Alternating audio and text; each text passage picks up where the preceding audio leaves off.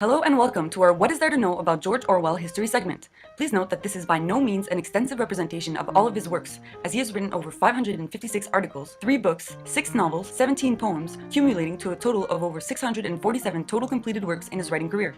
He was born on June 25, 1903 with the name Eric Arthur Blair in a British colony that is now India. His father, Richard Walmsley Blair, works in the Indian Civil Service overseeing opium exports to Asia. In 1904, George's mother, Ida Mabel Limousin Blair, moves to England with George and his 6-year-old sister Marjorie, after which they did not see much of their father. In 1908, Orwell's sister Avril Blair is born. In 1917, Orwell is granted a prestigious King's Scholarship and enters Eton, a famous all-boys prep school in England, where he stays until 1921 when he leaves without obtaining his diploma.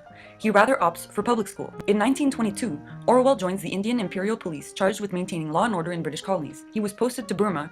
In 1927, Orwell contracts dengue fever, resigns from the police, and returns to England, discouraged with British imperialism. He decides to be a writer and spends the next few years drifting around England and Paris, working odd jobs, writing, and living amongst the poor. He seeks material for inspiration and goes so far as to try to get arrested to do so. In 1933, he officially takes on the pen name George Orwell. Shortly after, he publishes his first book, Down and Out, in Paris and London. In 1934, Burmese Days is published. It's a bitter depiction of prejudice and corruption in Imperial Burma. He also moves to London to work in a used bookstore. In 1935, he publishes his second novel, A Clergyman's Daughter, which he wrote while recovering from pneumonia. Despite health issues, he was a heavy smoker for much of his life. In 1936, Orwell gets busy and travels to northern England to live among coal miners there to inform his book, The Road to Wigan Pier, which is published 1 year later. It is a keystone in Orwell's political development as it argues in favor of a socialist regime. He also gets married to Eileen Maud O'Shaughnessy, aged 31, who he meets in London. He also publishes the novel Keep the Aspidistra Flying.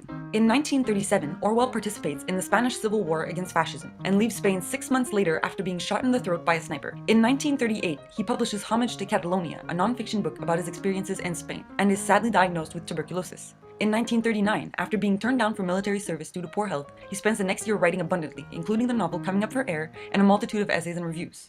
In 1941, Orwell gets a job at the BBC producing wartime propaganda broadcasts for India. He keeps writing essays and reviews for left-wing publications. In 1943, his mother passes and Orwell resigns from the BBC to take a job as a literary editor of the Tribune, a weekly socialist newspaper. He writes a column entitled As I Please and writes several book reviews. In 1944, he and his wife adopt a baby boy, naming him Richard Horatio Blair. In 1945, Eileen dies during a hysterectomy, leaving George to raise their adopted son alone with the help of his younger sister Avril. He also publishes one of his best-known works, Animal Farm, A Fairy Story, an allegory of totalitarianism, critical of Britain's wartime ally Russia. He also quits his job at the Tribune and works as a freelance correspondent for The Observer. In 1946, Orwell's personal life is in shambles. He proposes to several women who turn him down, and his home is rather decrepit. His older sister Marjorie passes, and he moves to the Scottish island of Jura. He also publishes his essay Politics and the English Language. In 1949, he writes 1984, portraying a dystopia of total government control. He then checks into a sanatorium in England to recover from tuberculosis. With his deteriorating health, Orwell marries an editorial assistant, Sonia Brownell, in his hospital room. In 1950, he tragically dies from tuberculosis. He's buried in Oxfordshire, England, his tombstone reading simply, "Here lies Eric Arthur Blair."